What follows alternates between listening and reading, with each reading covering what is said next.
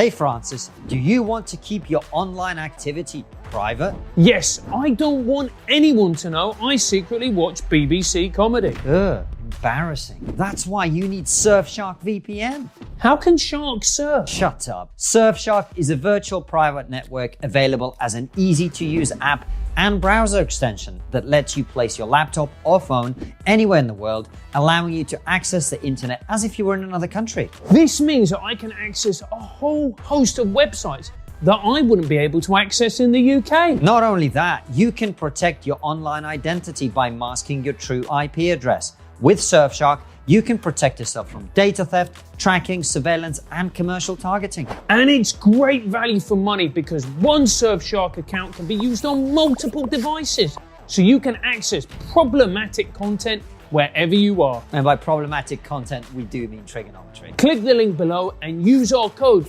TRIGGERNOMETRY to get 83% off, plus 3 extra months for free. Surfshark also offers a 30-day money-back guarantee, so there's no risk to trying it out for yourself. Click the link below and use our code TRIGGERNOMETRY to get 83% off, plus 3 extra months for free.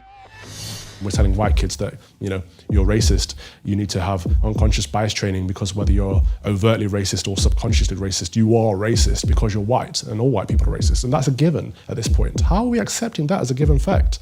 Anyone can be racist. Anyone can be a victim of racism. That's a fundamental basic fact that we need to get back to.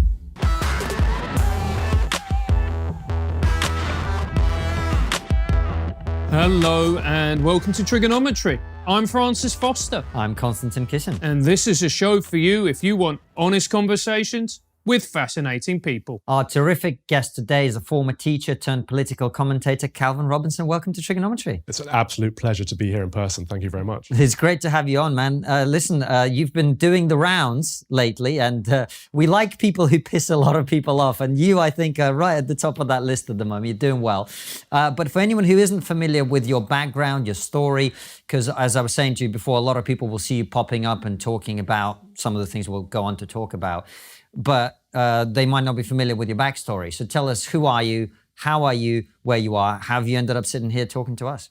Good question. So I think, first of all, you said I piss a lot of people off. And I find that fascinating because to me, I'm just speaking normal, common sense, British values, the things that I was brought up understanding were what normal people think. That'll do it. I don't try to be extreme. I don't try to be a controvert or anything like that. I just kind of speak my mind.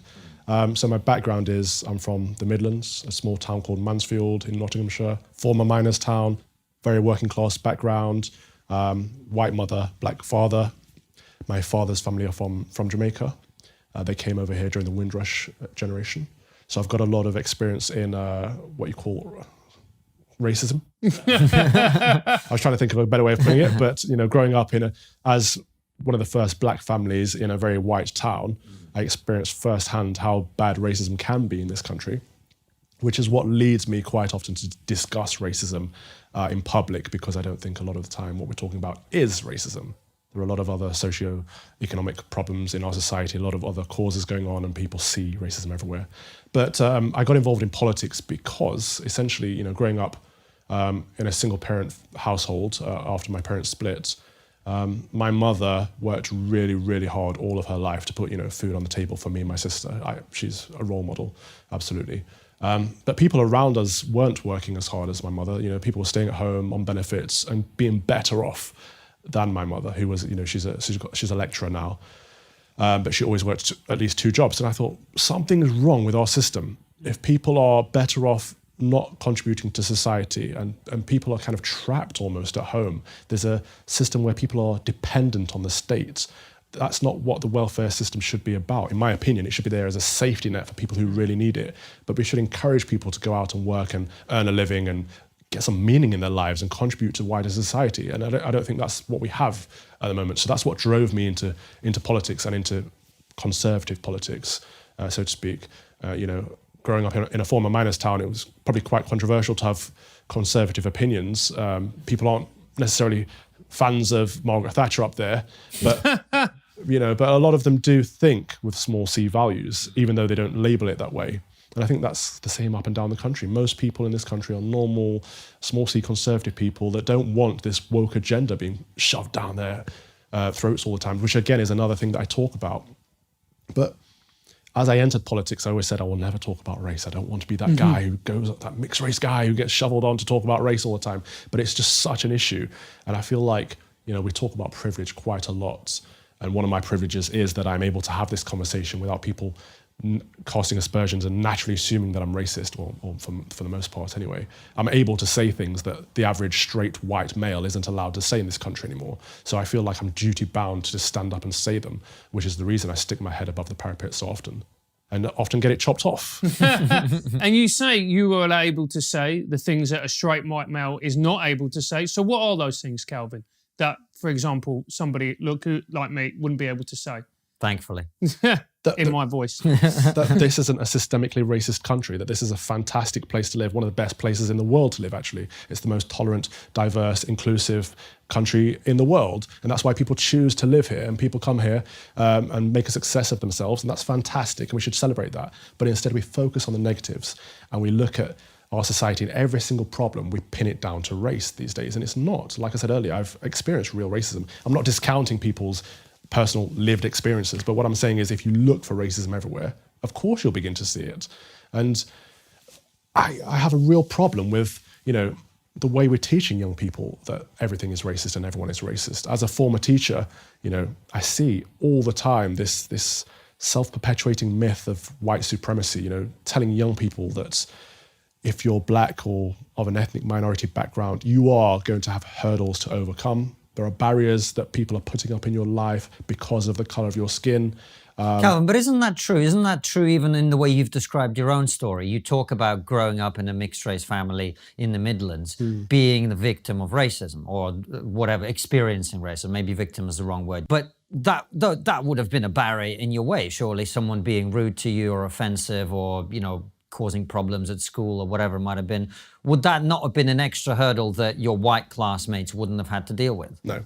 And it depends where we're talking about. So it wouldn't have been an extra hurdle because as much as people were offensive to me and caused me upset, that wasn't people being discriminatory against me. So it wasn't when I went to apply for a job, they were saying no because you're brown. That was people calling me a paki in the street. And that's purely ignorance on their part because that is the wrong derogatory term for a start. But also, it doesn't mean, just because I got racially abused because I was one of the few brown people in a white town, doesn't mean that white people can't get racially abused too. And I work in London schools, for example, where white kids tend to be in the minority, actually. And I see a lot of the racism that goes on in London is towards white people these days. So anyone can be a victim of racism. And we've got to get back to reclaim our language. You know, racism means discrimination or prejudice against someone because of their ethnicity. It doesn't mean a power struggle between black people and white people. That's, you know, that's what the woke mob have tried to readjust our language to kind of win the battle by default. We've got to take the terms back and put meaning behind our words again. And I think a lot of white people at the moment are experiencing racism. I think anti-white racism is the most popular racism after anti-Semitism at the moment. It's so fashionable to be anti-white, and it's acceptable. You can talk about the white man as much as you like, and no one will blink an eyelid. You know, no one will raise an eyebrow. It's completely okay, and I don't get why that is. We talk about, you know, institutional racism and black people being oppressed. I don't feel oppressed. Yes, I experienced racism as a child at points, but in my adult life, I don't feel oppressed. In this metropolitan city, this capital that we live in, I don't feel oppressed, but I do see oppression all around me all the time, and that is people oppressing the white man. You're not allowed to speak up if you're white. You're not allowed to have an opinion if you're white. You're not allowed to engage in these conversations if you're white. How is that not oppression? And also, we talk about the fact that, you know, we live in this liberal, you know, metropolitan bubble, but why is it acceptable, Calvin, that if you deviate from the standard rhetoric as a mixed race bloke, as a black guy, and you say, well, I disagree with this, why is it then acceptable for somebody to use racial epithets against you? Well, exactly, because I'm preaching for equality. I hated being the victim of, and I don't like that word, but the victim of racism or experiencing racism. I don't want anyone to experience racism, whether they're black, white, Asian, it doesn't matter to me. That's what equality means, that nobody should experience that. But the moment I stand up and say that, I get accused of being a race traitor. I get called an Uncle Tom, a coon, a house nigger, all of these horrible derogatory, racist terms. And people, again, think I'm fair game because I'm not subscribing to their approved narrative. And it's very much a form of control. Like, they don't feel like they control me, therefore I am against them, therefore I'm a bad guy, and they can call me whatever the hell they like. It baffles me how someone can consider themselves an anti-racist while being racist towards people like me. And who are the types of people who make these claims, who say these things to you? Do they come from a standard part of the argument, political spectrum, race, gender, etc.? Well, it tends to be people on the hard left, and quite often it tends to be other people of ethnic minority status, so other Black and Asian people. Mostly it's other Black people that call me things like house Negro, but I have been called that recently by a Bangladeshi woman, which is fascinating for me because that is clearly then racism, but it was still accepted, you know? And so it comes from this, you know, stepping away, like I say, from the approved narrative. It is the establishment's opinion that we need to protect ethnic minorities. And I get where they're coming from. That's a very well-intentioned thing, to want to protect people, but I think it's patronizing. I think we need to treat all people equally. We don't need to treat people in a special way because they happen to have brown skin. And that's where it all comes from. I think this perceived racism, this, you know, if people don't happen to get where they want to be in life, they'll blame it on systemic racism. If people don't get a job, they'll blame it on racism. If people don't, if people don't get anything at this point, people are living very entitled lives, I think. And it's easy to pass on that excuse. But I don't think it's their fault. I don't think people are thinking, you know, oh, I'll blame that on racism. I think they've been taught this from a young age. And you know, we've talked about this in the past, and I know you've had other guests, because I was a governor at Michaela School, for example, Catherine Berbelsing, which she founded. But schools like that, and you know, while I was in school, I tried to teach all young people that it doesn't matter where you come from, it doesn't matter what your background is, what your race is. We're all here together. We're British. That's the thing that unites us. That's our community. And if you work hard, keep your head in your books, you'll be able to make a success of your life. Whereas a lot of other schools, especially in the state sector in this country, are teaching young people that actually, you know what, you're a victim. Like I said earlier, you've got hurdles to overcome, you've got barriers, and that is self-perpetuating, because the more you tell young people that, the more they'll start to believe it. And on the other end of the spectrum, we're telling white kids that, you know, you're racist, you need to have unconscious bias training, because whether you're overtly racist or subconsciously racist, you are racist because you're white, and all white people are racist. And that's a given at this point. How are we accepting that as a given fact? Anyone can be racist, anyone can be a victim of racism. That's a fundamental, basic fact that we need to get back to. Why is it so taboo for somebody of your ethnicity to be conservative? In this country. So where my father's family are from, in the Caribbean, carry on. Most people are conservative. You know, the Labour Party over there is a conservative party. Where is this? Sorry, I might have just Jamaica. Jamaica, yeah. So my father's family are from Jamaica. The Labour Party over there is a conservative party, despite the weird name. Most people in the Caribbean and most people in Africa are small c conservative. It's just in this country and in America, actually, that the left have taken ownership of BMEs, of black and ethnic minorities. I don't know why I use that term. I hate that homogenous term. But they've taken ownership of us to take control over us. They've said, if you don't vote for us, you ain't black, or we will help you unleash your potential. That's the Biden and the Corbyn message. That is, you know, you are one of us. We're here to protect you. And they do that on purpose because they want our vote, whereas they're not looking after our interests. And, you know, I am a small c conservative because I believe that the family unit is the basic, fundamental beacon of society. And once we lose the family, we have a breakdown in our systems, in our way of life. And that's why we're seeing such rises in knife crime in London. That's why everything is falling apart, because we've lost faith and we've lost family. And those are the two fundamentals of our society that we've kind of let the left break apart. But that's the reason I am a small c conservative. But saying that, for some reason, sets me apart from the left and where they perceive black people to be, or where they think we should be. I don't know. That BME term is interesting, isn't it? Because I often think it's just another way of just saying those darkies over there, isn't it? Really? Well, it is. It's another term for non-whites. And again, it's pitting people against each other. It's divisive, it's toxic. It's saying you are either white or you're not. Right. You're one of us or you're not one of us. And if you're not one of us, we need to help you, we need to support you, we need to patronize you. And that's not true. But think of what I'm getting at is think of the massive amount of variety, or that word diversity, within that group. The idea that you can put Indian people with Pakistani, they're fighting a fucking nuclear war over there, right? They're not the same. They don't have the same views or values or attitudes or heritage or education or any of that.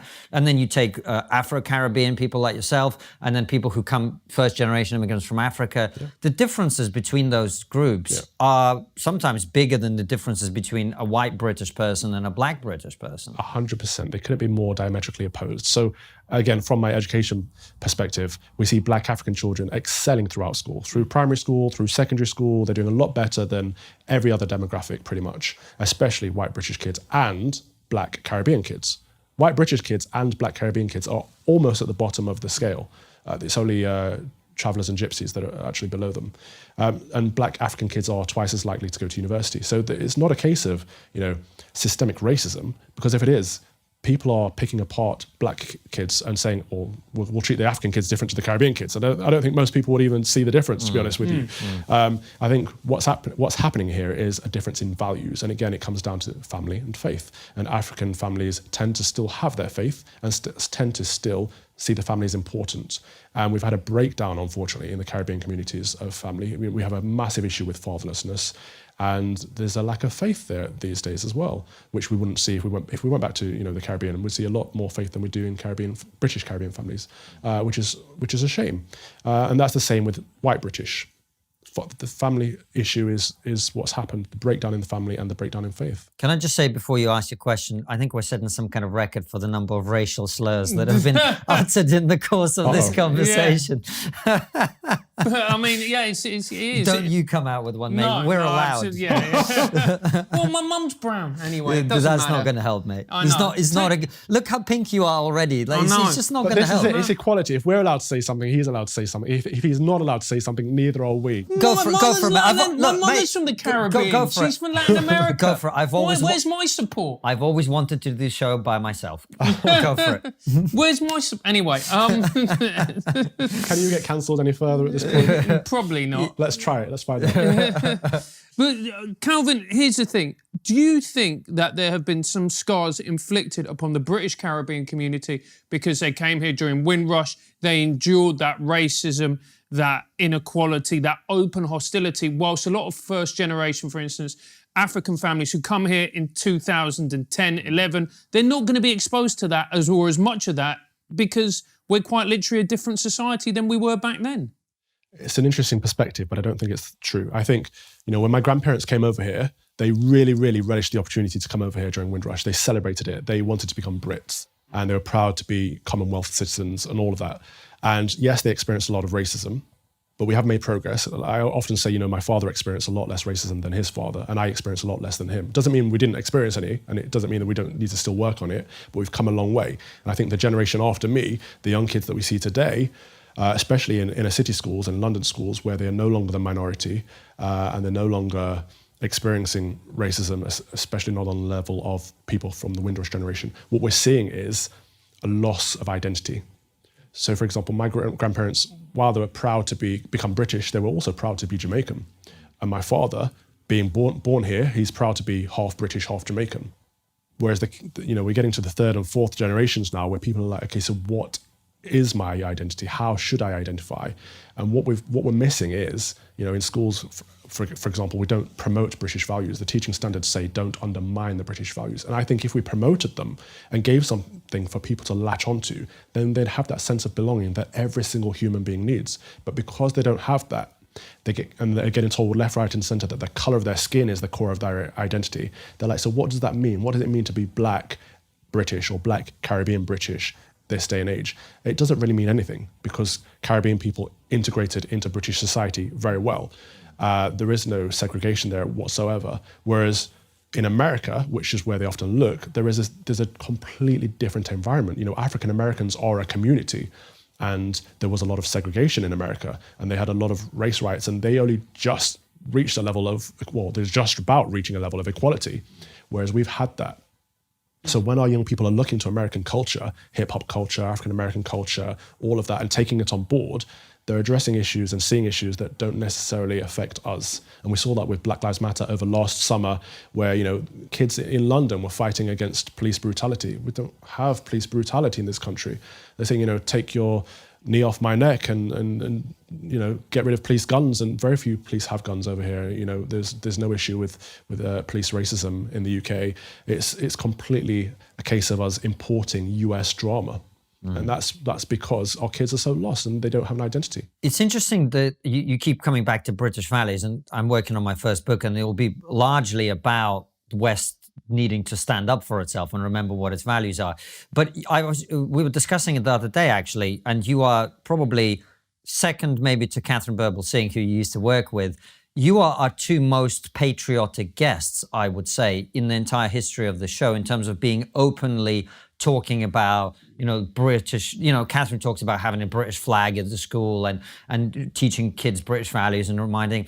And I think that really, as we become more and more a multi-ethnic society, if we don't do that part of it, that is not a good path to go down, is it?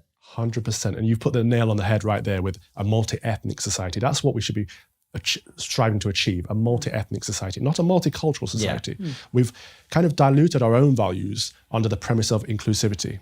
We don't really understand what inclusivity means. And we kind of think it means, okay, everyone is welcome and we'll take all your values on board and dilute our own because we don't want to offend you. We don't want to be seen as anti-whatever you are. So we'll take your values on board. And we've lost our own sense of value. We've lost British values along the way because we've been so afraid of offending people and so afraid of affirming our own values. And we need to, like you say, stand up for our own values again and say, yeah, it's fine to be proud to be British. This is a fantastic place to live. Like I say, this is why so many people are coming to live here. It's an amazing country with an amazing history and good values, you know. And when people say, so what does that mean? What are British values? And I say, well, whatever you think they mean, it is an intangible thing on one level, but on the other level, the government did try to pin them down. And they said, you know, tolerance of people of other faiths and none, democracy, the rule of law. And these are things that we celebrate. And these are things that, again, people come back at me and say, well, but Calvin, they're not exclusive to Britain. And I'm like, well, no one's saying they're exclusively ours.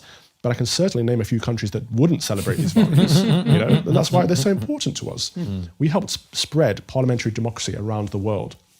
And again, people will talk about the empire and say, oh, we were the evil British Empire, but there's so much, we've lost a sense of context and we've lost a sense of balance. There was so much good that came out of that as well. And even me saying that, I'm probably going to get cancelled just for saying that now. It's absolutely ridiculous that you can't have a balanced conversation. But, you know, we helped spread parliamentary democracy. We spread Christianity. We helped spread schools and hospitals and charities and the English language, for goodness sake. A lot of good that came out of it, but also a lot of atrocities that we should absolutely address, and we should teach history holistically. I'm not denying that. But let's not try and paint everything in a binary picture of black and white and automatically stick with the negative. You know, it's usually our intellectuals as well that are so quick to denounce British values and British culture as a bad thing for the world, and, you know, Western values as well, and just say, you know, the West is evil and bad. And you're like, well, not really, not relatively speaking, and not if you look at what's happening in the rest of the world. And even this last year or so, with what's happening with the coronavirus, people are afraid to criticize China in any way, shape, or form. But if they did anything. If we did anything rather like what they're doing over there with the Uyghur Muslims, the atrocities, the genocide, if we did anything like that, they'd be so quick to denounce us. So why are they afraid of looking outwardly? It's cultural relativism. It's their culture. Chinese people are supposed to put each other in camps. It's also money. That's how these people think. But I think it's patronising. Of course it's patronising. It's because they're foreign. Yeah. You know? They don't understand things like we do. They're not to our level. They're not as liberal as us. So we can't expect that of them. No, absolutely we can. Of course we can. We should expect every country to have, you know, a basic level of human rights and decency towards other people. Unless we do trade with them, in which case you crack on, mate. We still want your cheaply made crap over here. Calvin, let me ask you this, moving on slightly, although it's a similar subject, and I've asked this question of dozens of our guests and all have given their own version of it, but you're someone who's been very, particularly coming from the educational background that you do, you're someone who seems to me to have a very kind of precise and nailed down definition of this.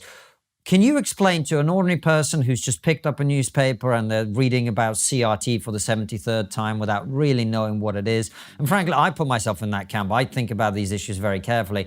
But if you ask me, Konstantin, can you define what CRT is in 2 sentences on live television? I'd probably struggle, right?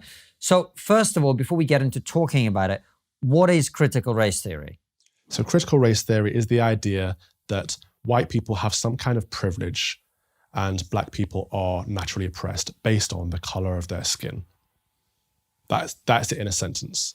But then people will come back and say, no, what we're actually saying is that, you won't be discriminated against because of the color of your skin if you're white. That's what white privilege means. And even that isn't true, because like I say, I've worked in a lot of London schools and I've seen a lot of white kids be bullied because they're white. If you take that to a wider issue, we can address the grooming gangs. Well, we've had a survivor of that on the show. Yeah. So it absolutely is possible for anyone to be discriminated against based on the color of their skin. That is what racism is. So I don't think white privilege is a thing. I think white working class kids and white working class people in particular have been left behind in this country and almost forgotten about because it's unfashionable to address the situation. If you say you want to support white working class kids or white working class people in general, you are going to be perceived as a racist. What do you have against brown kids? Why don't you want to help the black kids or the Asian kids? And it's not about picking who you want to help. It's about looking at who's not doing well and trying to level the playing field. And we do that by introducing equality and stop treating brown and Asian kids differently. Stop treating black kids differently based on the color of their skin. That's the only reason white kids are left behind. It's not because we're not addressing them, it's because we're too busy addressing other people. If we treated all kids equally across the board and raised our standards for everyone, all kids would thrive. And that's the same in society, same issue in society that we see in schools. And why is it that suddenly, I understand to a certain extent these ideas become popular in academia, but why is it they get filtered down into our education system? We've got enough of a battle trying to get kids to read and write and be actually literate by the time they come out of school. Why are we filling their heads with this stuff? It's because well-meaning individuals want to make a difference and they want to be seen to be doing the right thing on one level. And on some level, there's people that want to be virtue signaling and showing everyone else how much of a good person they are. And the way to do that is to say that you are an anti-racist or to say that you believe that black people are oppressed in this country and that this country is systemically racist. But if you ask anyone, in what way is this country systemically racist? In what way are you held back by the color of your skin? Very rarely will you get an answer. People will say, well, the NHS is racist or the police are racist or education is racist. I'm like, well, okay, give me a prime example. I like people to give me examples in education just because that's my field, but they never ever can. And the only thing they ever say to me is, well, I look in the textbooks and I don't see people that look like me. But that's just illogical because this is a country that's been predominantly white throughout its entire history. Of course, most people in British history will have white faces, but that doesn't mean you can't learn from them unless you are racist and you can only learn from people that look like you. That's quite an interesting take. And then people say, but I want representation. I want to see more people that look like me. I respond, well, be that person then. Be that role model for other people. If representation is important to you and you are, superficial diversity is an important issue for you, then be the brown face that's doing, computer science or whatever field you want to go into and be a role model for other people. But I don't think superficial diversity is important. I don't think we should be focusing on the skin color of people. I think we should be looking at what they've achieved and what they've brought to our society. People like Tim Berners-Lee, who invented the internet, the World Wide Web. People like that we should be celebrating as British icons. And we're not able to because he happens to be white. So we have to look for someone who's brown. And in education, again, we talk about replacing people like Mozart on the curriculum with Stormzy. Mozart, who happened to influence music, the way we compose music, the way we think about music, for decades. Stormzy, who has a popular song, Shut Up, Rude Boy, Shut Up, not quite on the same level, is it? But he happens to be brown and popular, so of course let's put him on the curriculum. To me, it's bonkers, and this is the fundamental problem with what's going on in our society at the moment. It's all topsy-turvy, and I think most people see the world the way that we do, in a normal way, but we've been taken over almost by the woke mob, the virtue signalers who want to be seen to be doing the right thing and want to be seen to be good people in the eyes of each other. And they are the vocal minority. And this is why, at the beginning you said to me, you piss a lot of people off. And I'm genuinely just talking normal common sense values as far as I see. I'm not trying to be controversial. So well, it's the same with us. We don't even necessarily advocate any specific set of values. We just talk to different people about them, and we piss people off in doing it. But I was going to ask you, do you think your mixed race background informs some of your views where you have, your mum is white. So when people talk about the white people being the oppressor, you're not thinking about a generic category. You're thinking probably, I would imagine, of your mum. And you're going, well, my mum's not going around oppressing people. In fact, she raised me. Do you know what I mean? Yeah. Does that inform your thoughts on this issue? It does sometimes. It's interesting because being mixed race means I'm not white. Therefore, in most people's eyes, I'm just black. So people disregard half of my heritage, half of my background, half of my upbringing, half of my skin color, which I found to be quite a level of racism, actually. In that, why, if you're not 100% white, are you therefore by default black? Yeah. So it does affect my worldview in that being mixed race, I have a lot of people in my family that are black and a lot of people in my family that are white. And on both sides have experienced racism, which is why I know that anyone can experience racism. But also it affects me in that a lot of black people who are racist towards me are kind of upset on some level because I'm not 100% black and I'm not 100% white. Therefore, I don't know. I think bisexual people have the same issue. They have a lot of animosity towards me. I love the way he looked at you. But this is what I hear anyway. Yeah. And I think it's like people want so badly to categorize you, to put you in a box. And if you don't fit in that box, they don't know how to deal with you. And they see you as a problem, something to handle. I'm not a problem. But I think if we really, really push this British values thing and move the conversation away from skin color, like Morgan Freeman says, stop talking about it. That's the way to get rid of racism. Eventually, I reckon we'll probably all end up being beige anyway as we, as society progresses, and it will become less of an issue. But yeah, I think it has, on some level, but not on a conscious level, affected the way I think about things. It's a very interesting point you make. So I weirdly classify myself as mixed race. Mother's Latin American, grandfather was an Arab. You know, I look like my father. I got my father's Irish skin. But one of the questions and one of the things that coming from two completely different cultures, and I don't know if you've experienced this, is that you never truly feel neither one nor the other. You always feel somehow on the outside because you can connect with one culture, but there's always something a little bit different because of the experiences that you've had with another culture. Do you ever find that? No, because I see my culture as British entirely. I'm half white, half black, but 100% British because my mother's British, my father's British. Yes, they have bring different elements of culture into it, but my culture is British. So my mother's, for example, from the Midlands, she'll say, "Hey, up me duck, curate," and we have certain dishes up there and certain customs up there that you wouldn't see in London. That's part of her culture. Whereas my father, he has, Jamaican dishes, and he'll say, "Watagwama yut." No, he wouldn't say that. But you know what I mean? Yeah. So they have different dialects, they have different dishes, different food types, different cultural norms. But bring those together, what unites them both is Britishness, in my opinion. So I don't have a problem with my identity. That is the core of my identity after my faith. And everything else comes secondary to that. And you talk about your faith and you're a Christian. Yeah. And why do you think your faith is so important to you? So many reasons, but I think what faith does is it takes us out of ourselves. And I think we've got a very selfish society at the moment. And Christian values and British values used to be about service and duty and community and family and putting others before yourself. And I think we've lost a lot of that, and all of that stuff would really help us at the moment, actually.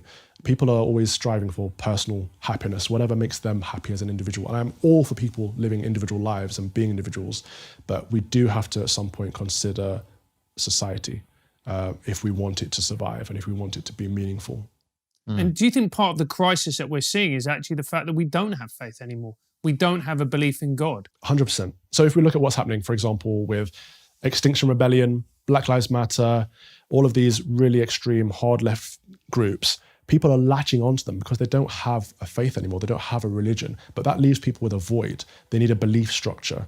And if we look at what these things are doing, they are like cults. Extinction Rebellion have vestments and all these blood cult things that they do in the streets, and Black Lives Matter have their chants, and they are filling a void for people people need something spiritual in their lives. And if you don't see it in your faith, then you reach out wherever it is being given. And at the moment, it's these extremist left-wing groups that are saying, come join us, we'll give you a sense of belonging, we'll give you a sense of purpose.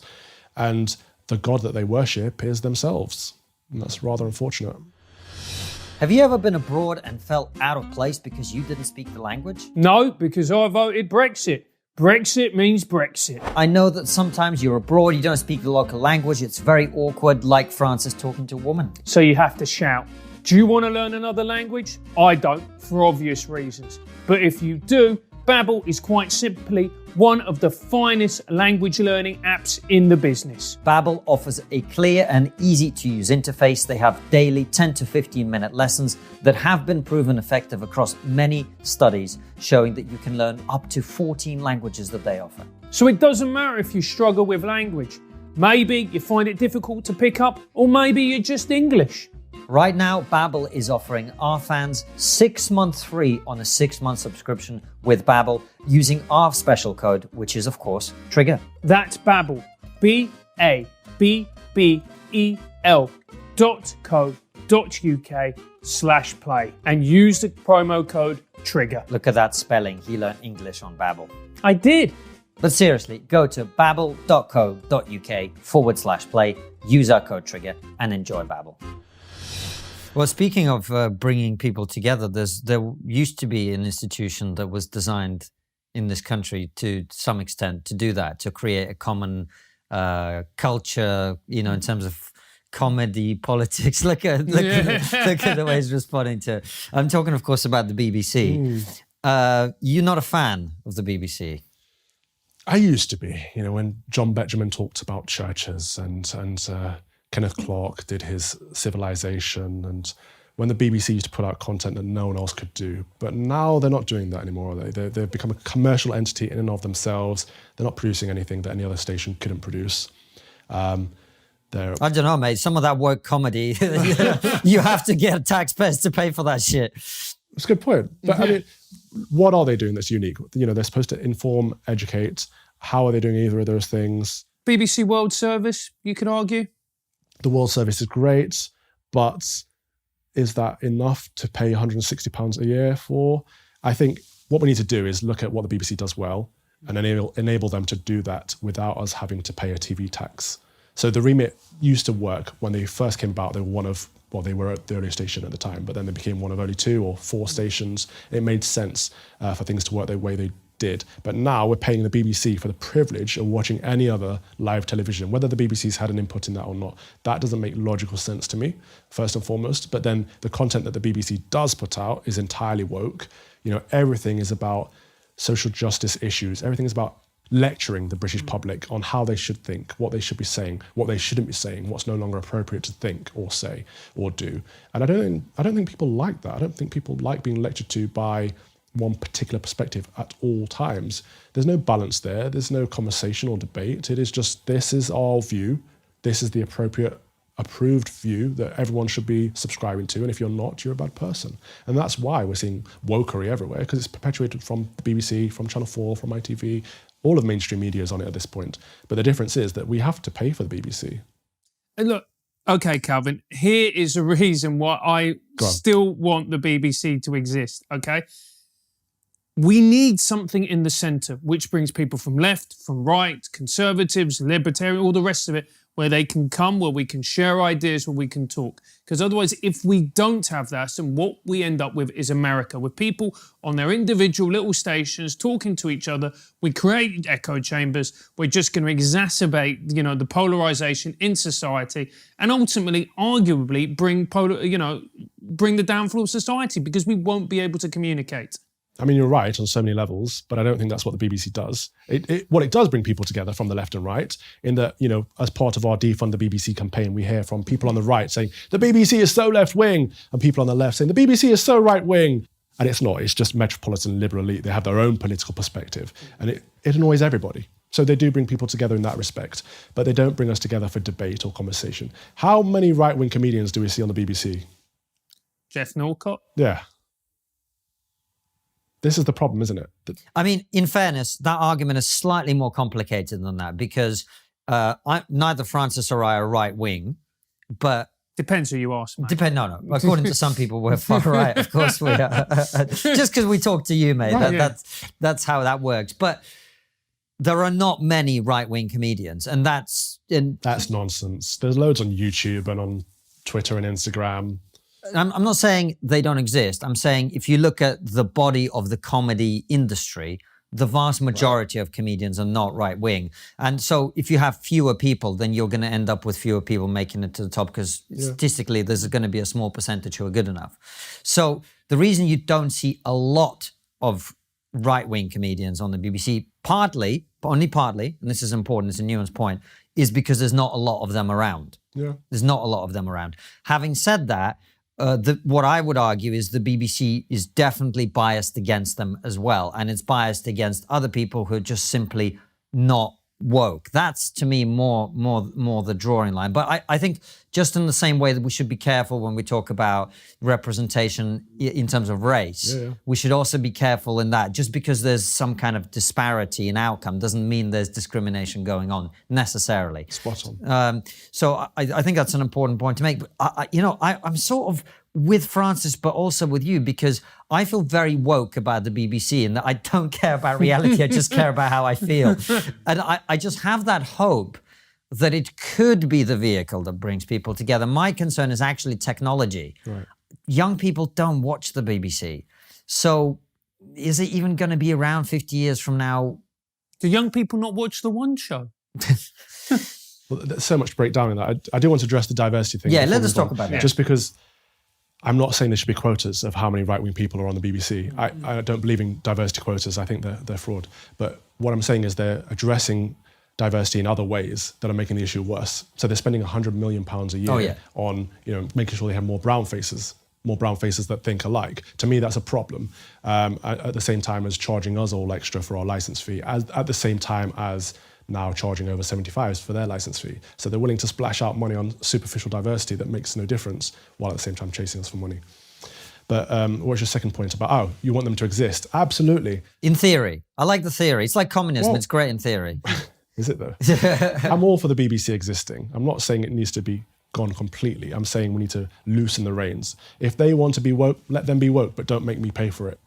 So maybe they should have a different business model where they get revenue on a global marketplace or something. I don't know. If they think their content is worthy enough, people will pay for it, surely.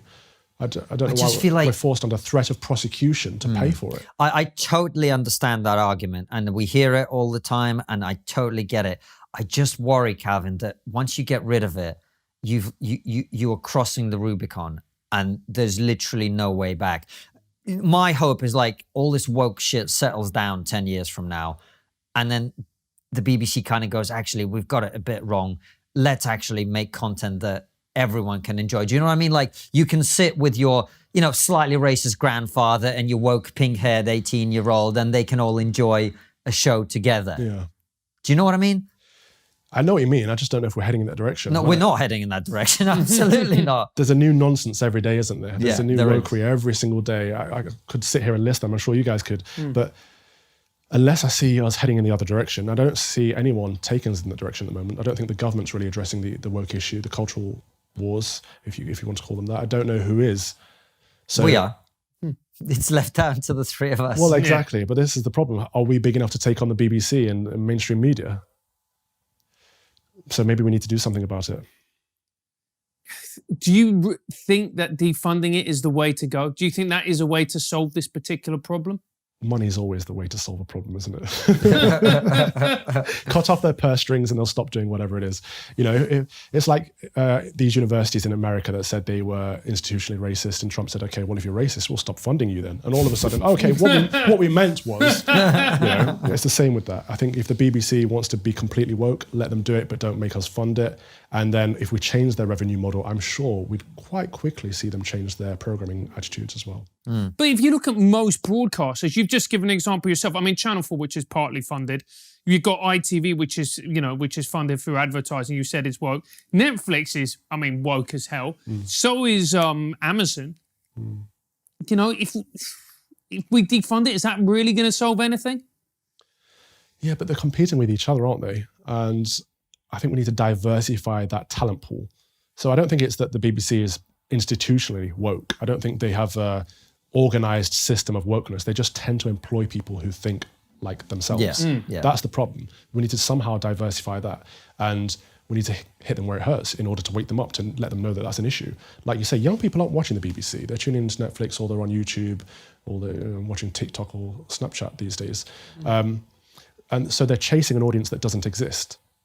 Elderly people tend to watch the BBC, and now they're turning off because none of the content applies to them. It's not appropriate. It doesn't represent them.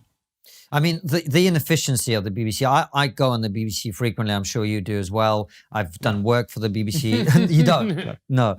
But my experience there is it's full of well-meaning people who just, they have a certain mindset and they just think, oh, we'll get Constantine in because he's a weirdo who has the wrong opinion, and we need one of him for every 200 people who think like us.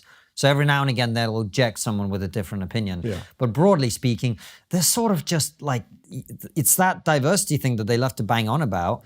They have a mindset and they want other people who think like them. So it's not some kind of evil cabal like people try and make it out to be, but the incentives aren't there. And the financial part of it as well is sort of worrying, because you're charging taxpayers and that money then becomes completely differently treated. Because I've been involved on things on the BBC and you're going, I'm not sure anyone listened to this, right? Maybe it's because I was on, I don't know. Or anyone's watched this, or anyone's engaged with this. And so I'm sure you get a lot of money being wasted, and it's taxpayer money, and that's a concern, isn't it? It absolutely is a concern. The few times I have been on the BBC, like you say, I've been the odd one out, and you have like a panel of 5 people that are completely woke, and you have yourself on the corner, and they paint you out as an extremist for having normal views. That's a problem. But yes, absolutely, the money is the core issue there, in that they're wasting it on, these big, well-paid celebrities, and they say we have to compete with the private sector. It's like, do you really? Because the BBC is it's a global institution. It's got a respectable reputation. A lot of people want to go work there anyway. You don't have to pay these £1 million salaries in order to get talent. So they're wasting our money on talent. They're wasting our money on diversity quota rubbish. Just waste left, right, and centre. So if we say to them, you have to find a different way of funding yourself going forward, we're not going to let the public pay you through a television tax over threat of prosecution. You're going to have to find a new model. Let's see how that would change things.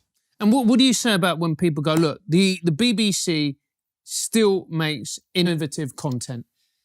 You look at your Attenboroughs as a classic example. Nobody... You did have to pick a 97-year-old guy for this example, didn't you? Yeah, I did. Yeah. I mean, he's an old white man. He has privilege, Calvin. I realise that. But it's brilliant, isn't it? Who does documentaries like that? Netflix. Anyone can do a documentary like that. And Anaya, who you've had on here, has created a good documentary that's coming out this summer. Lots of people are doing it. I don't think you need to be publicly funded in order to create something unique. Channel 4 have a remit to create things that are different to the norm as well. Not that they do that, but there are lots of different organisations that can address these issues. When you say they're creating good, innovative content, and then again you point to someone who's been at the BBC for a long time, if we think about people that are trying to create that kind of content now, such as, is it Country Life or Country File? I don't watch the BBC, sorry. Country File, I think it is. Came out and said, the countryside is institutionally racist and it's a white area. So as a person who's not white, I'm thinking, okay, so does that mean the countryside isn't for me? How is the countryside racist towards me? I've spent a lot of time in the countryside. I find it to be peaceful and quiet. There aren't a lot of people there. Granted, a lot of the people that are there are white, but I don't think it's because I'm not welcome there. It's just because, cities tend to be more metropolitan and more people of ethnic minority status tend to live in cities. But this is just another example of anything modern, anything contemporary, trying to do what the BBC used to do has all gone completely woke. And it's a shame. I agree with you. Do you think maybe, just maybe, and this is a hope of mine rather than a belief, but it is a hope, this woke moment that we're in, it's just one of those periods in time in human history where everyone looks back on it 30, 40 years later and just goes, oh, suddenly we had people running around saying everyone's a communist, or suddenly we had people running around saying everyone's a witch, or suddenly we decided we need to torture people who don't believe quite the right kind of Christianity. It's just a moment when everybody goes mad for a bit, and it's important not to overreact in terms of tearing down institutions like the BBC in response. No. I wish that was the case. I really do. So do I. I think we've got to stand up and fight, and I mean everybody, because they're the ones looking to tear down our institutions. They're literally ripping down statues left, right, and centre. We've got the new diversity commission that's been set up in London to look at what to tear down next. How horrible is that? they're not going to be putting up any new statues. They're not going to be honoring anyone else. They're going to be looking at who they can destroy, who they can cancel next because they're not quite woke enough by today's standards. You know, this idea of looking at historical figures by today's standards is nonsensical, because where does that stop? In 3 years, 4 years, 5 years, when we look back at people from today, are we going to be cancelling them? And that's like, you know, the issue with the school that came up last week, where they renamed their houses from Lord Nelson and Sir Walter Raleigh to Marcus Rashford and Greta Thunberg. It's like, these are people that are still alive, still living. They could get cancelled tomorrow if they say the wrong thing. How are you not forward-thinking enough to perceive that? You can't keep adjusting your standards in this way. It doesn't make any sense. I mean, obviously, Greta Thunberg is a bad choice because she's the queen of truancy. So, you know, bad role model for you got the students, dig in. but, Yeah, this is a former teacher. He's like, I don't care if she just didn't go to school enough. Go to school, kids. Go to school, kids. But look, on the statue thing, let me put a counterpoint to you, because I'm interested in your answer more than anything. What is the argument for, I grew up in Bristol. When I came to this country, I lived in Bristol. What is the argument that explains why the descendants of slaves who were taken out of Africa, taken to Jamaica, and then maybe some of them came over here, why should they be walking around looking at a statue of a man who profited from their ancestors being murdered, raped, tortured, enslaved, etc.? What possible reason could we have as a country for continuing to honor that person by having their statue, and a living human descendant of slaves having to look at that? Has anyone walked around anywhere and seen a statue and said, oh my God, that offends me, ever? I'm not convinced that actually happens. I'm not convinced that people are offended by statues. I think it's just virtue signaling. They want to show how good they are and how bad these people were historically. If we look far back in our history, you know, if we keep going back in our history, we'll find a flaw with every single person. Nobody was perfect. And throughout history, unfortunately, slavery was a thing. It was a terrible, terrible thing, but it was a thing for a long time. So a lot of people from those periods were involved in some way or another in slavery, right? But that doesn't mean they didn't start charities. That doesn't mean they didn't build hospitals. That doesn't mean they didn't educate kids. And when we put statues up, we put statues up in honor of their accomplishments and their achievements. We don't put them up in honor of the bad things that they did. You know, Winston Churchill is a great hero of mine because he almost single-handedly prevented fascism on a global scale. You know, we wouldn't have entered the war. Sorry, I think the Russians might have a couple of words to say about that. But we wouldn't have entered the war if it wasn't for him, I'm right? joking. Of course, you're right. And we won. And he said and did a lot of horrible things too. But that doesn't negate the fact that he stood up to fascism. And it's the same across the board. We have to look at people holistically, and we don't put But we do draw the line in some places, right? There are people who objectively did some things that are so bad that no matter how well they made the trains run, it just doesn't offset it, right? So we do draw a line somewhere, don't we? But we only put statues up for people that have, you know, achievements that we should honor. We don't really put statues up for bad people in general, do we? Well, in Ulaanbaatar, they have a statue of Genghis Khan. That's a good point. You got me there. But You know? I think what it comes down to for me is that if we look at these things holistically and we don't put them up to venerate them, we're not worshipping these people. They're not saints. And even the saints themselves were not perfect people. They all had pasts and histories. So we need to look at history entirely holistically, take on both sides of every argument, and then think, did this person contribute to our society in a way that's improved it and got us to where we are today? If they have, great. If they haven't, then there's a conversation to be had about where you go from there. But I don't think we should be looking around to say which bad person can we remove next, or who had some remote link to a plantation at some point in their family tree, even if it was nothing to do with them. It's just bonkers. I do agree with you. We've gone too far. But I still am, you know, I don't know. And the reason I'm asking you these slightly provocative questions is just because I'm trying to work it out in my head. I don't know what the justification is, because the guy in Bristol, Colston, he didn't have a remote link to a plantation. No. His business was slavery, right? So I didn't at all like the way that was dealt with at the time. No accountability, no, just people come along and tear down a statue. To me, that's wrong. That should be done through a proper process. But equally, I sort of don't. I struggle to make the positive case for having a statue of him erected now. Yeah. So why should it be up now? yeah. Maybe you'd like to start a campaign, Calvin. I don't know. But do you see what I'm saying? Like, if we wouldn't erect that statue now, should it really be up there now? Look, I think we should handle these decisions democratically. Yeah, that I completely agree with you on. Right. Completely. So if enough people are offended by something, then there should be a consultation period and we should address it appropriately. That's how we should handle it. As for Bristol, they're kings of the woke, aren't they? They've been saying recently that they want to pay, or that the UK should pay reparations to descendants of slavery. I have no idea how that would work, because in this system, we don't have government money. We have taxpayer money. Therefore, they're asking taxpayers to pay people who were never slaves, money from people who were never slave owners. And that would mean people like, me, my money would be going to pay other brown people. How does that make sense? Poor brown people would be paying rich brown people. It's absolutely insane. Your mum would have to pay your dad, which I'm sure she wouldn't be happy about, mate. But that's the thing. My dad would be paying his dad too in this system. It doesn't make any sense. I don't think reparations are a logical thing to do. But I think also, like I said, we do have to acknowledge our history holistically, which does mean saying that, slavery was bad and we had a hand to play in that. But it also means that we also pretty much abolished slavery on a global scale. It was the Slavery Abolition Act, and it was our Navy that put slavery to an end. So we should celebrate our successes as much as we look towards the negatives. So what we've seen so far is we've seen, the woke movement spread. It's got its tentacles everywhere. Critical race theory has now infiltrated into schools. Have we gone too far, and is there any way of rowing back? We've completely gone too far, and there is a way of rowing back, because thankfully, the everyman, the normal person, still holds British values, traditional, what I would call Christian values, and all we need is for them to stand up and say, I've had enough. It's the vocal minority that are the woke mob, and they are getting their way because they shout the loudest and they scream the loudest. What we need is for normal people to stand up and say, I've had enough of this now.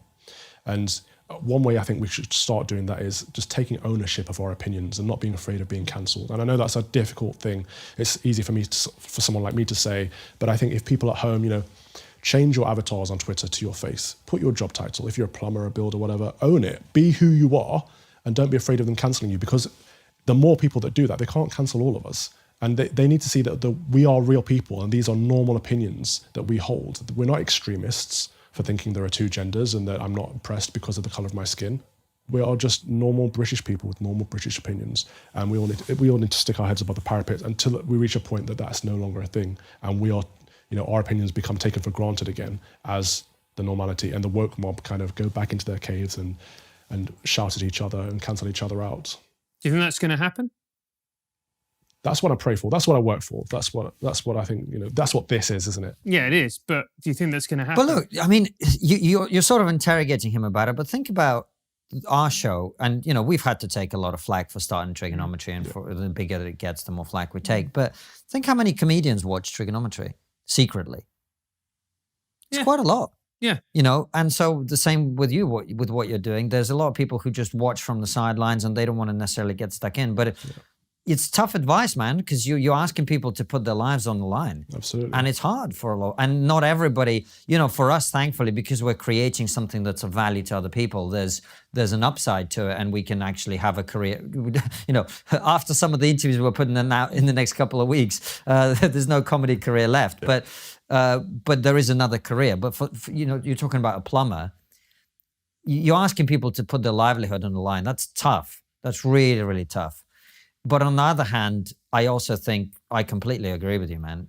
Like, until enough people start to put something on the line, it's not going to change. And we had Brett Weinstein a while ago talking about this, and I was saying to him, well, you're an evolutionary biologist, Brett. What's the rationale for someone to risk their life for this sort of weird thing? And he sort of said, well, the reason you're risking it is not for the greater good. You're risking it because your future is going to be very badly affected unless this takes a different direction. Is that the sort of thing that you think about? Well, I think it's both, isn't it? I think we have to get back to what I talked about earlier, service and duty towards each other. And we have to, that's a reason to stand up, not just because of our own futures, but to conserve this country and its legacy and everything that we've built here. We don't want to see it destroyed by the neo-Marxists who want to break it down and rebuild it in their image.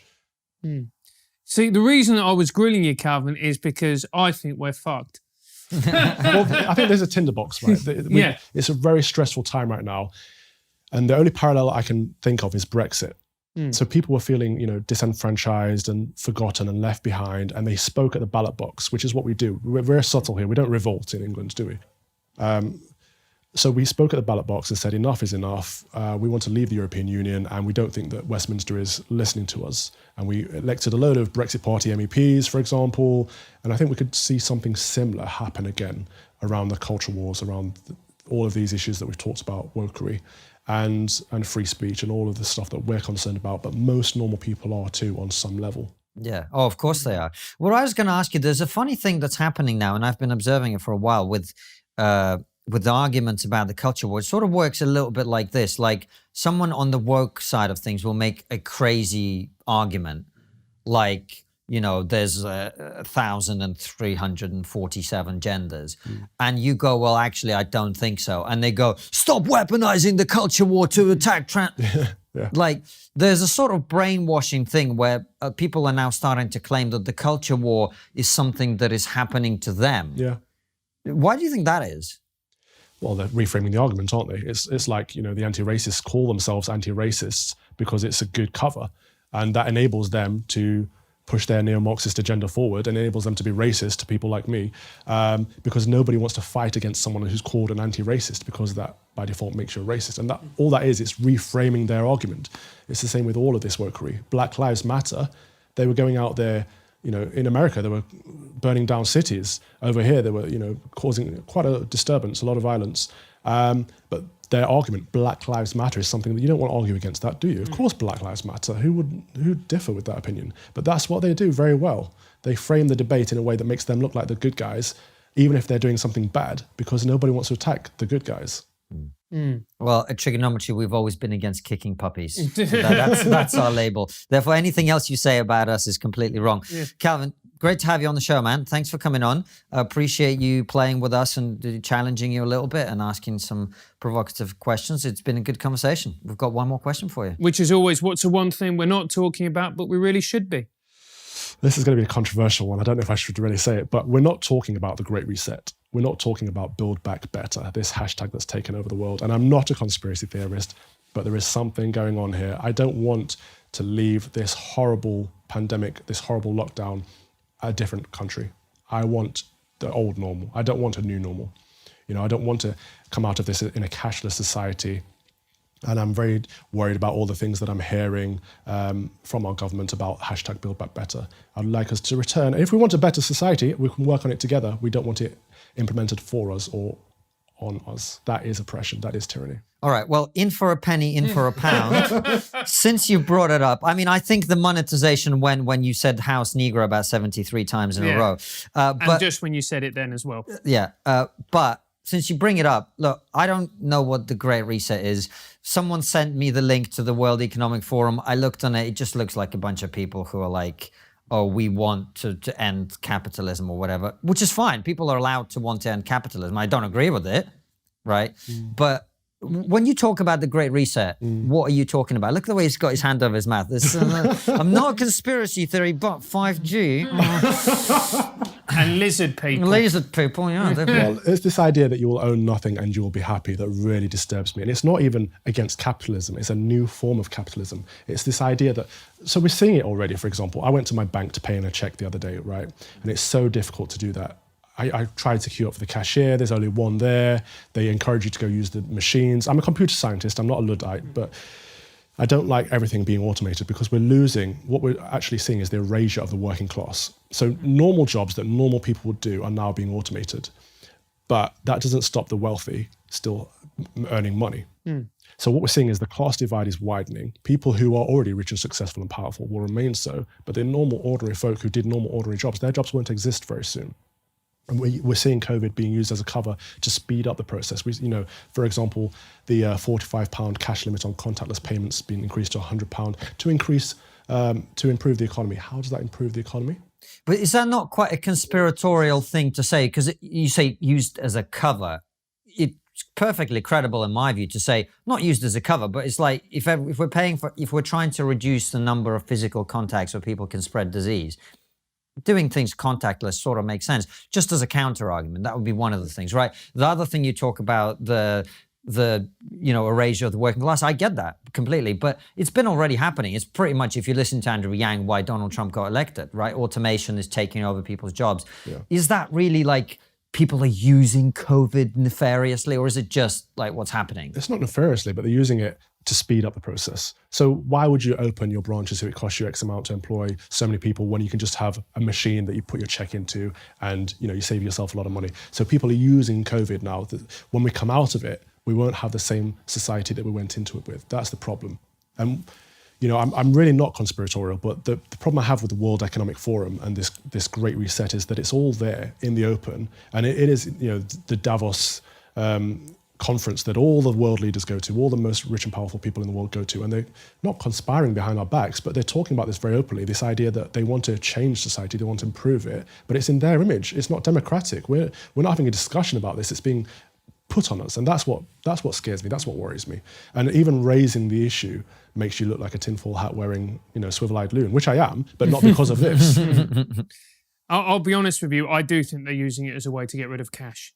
And I don't buy the whole, less contact. Well, you've just got one central disease vector, which is a chip and pin. Yeah. And who benefits from us having less cash? Well, the government, because they can track, because they can track us more effectively. And number two, it's a way to control working class people who pay using cash. Indeed. But also what I worry about in the long run is, systems like what they have in China. If you do or say the wrong thing, your social credit is destroyed. Yeah. And we say, no, nothing like that would ever happen in this country. But talk to me this time a year ago, I never would have thought we'd lock down citizens in their homes and tell them who they're allowed to invite into their own house. I would have thought that would be a completely foreign idea. So you never know where we're going to be in a year's time, never mind 10 years' time. That's what petrifies me about this whole thing. And just to say, with our overloads at YouTube, we love you. We think everything you do is brilliant.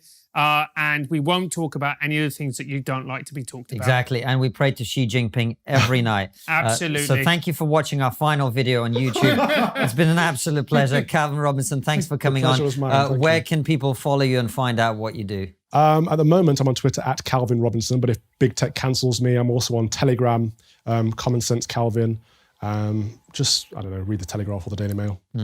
Pick up an old-fashioned paper. Don't stick to online because big tech are controlling our lives. He says on YouTube. Kалvin, thanks for coming on, mate. Cheers. And thank you guys for watching. We will see you very soon with another episode like this one, or a live stream, or maybe not after this conversation. Who knows? But if they do go out, it's 7 p.m. UK time. Take care and see you in the gulag, guys. We hope you've enjoyed this incredible interview. Remember to subscribe and hit the bell button so that you never miss another fantastic episode. And if you believe that the work we do here at TRIGGERNOMETRY is important, support us by joining our locals community using the link below.